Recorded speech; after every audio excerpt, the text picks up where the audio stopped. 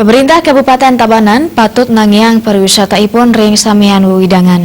Genah wisata sanewawu ketangian mangda taler kauratiang saha nenten ulang majang genah wisata sane sampun wenten. Bersama-sama pemerintah Kabupaten Tabanan harapan kami Yeding mausang indi pariwisata ring Tabanan, PAD pun stade dados paos. Yeding jaging wangun genah wisata sane anyar mencantet mangda taler wenten perbia pemekas anggaran. Kados mangkin genah wisata Tanah Lot kantun banget kandelang Kabupaten Tabanan.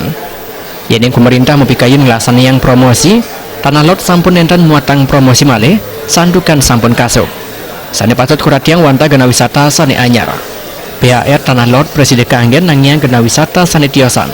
Ring Tanah Lot wanta patut kepidap-dapin malih akidik, pemekas ring sarana umum miwah ayah-ayahan ipun. Pemerintah Kabupaten Tabanan kebuatan manda medue konsultan pendapatan wedin pariwisata sane sahiwakti andal sahawagat.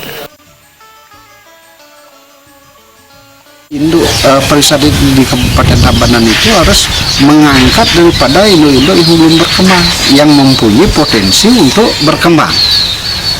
Coba saja kalau memang perkembangan daripada pariwisata di Tabanan ada di mana-mana, tentunya akan pendapatan akan meningkat, Pak ya. Peningkatan perekonomian masyarakat di sekitar akan juga terangkat. Nah, ini harus kita pikirkan bersama-sama. Pemerintah Kabupaten Tabanan harapan kami setidaknya dia mempunyai konsultan pendapatan yang bagus. Bagaimana juga konsultan pariwisata. Itu harapan kami.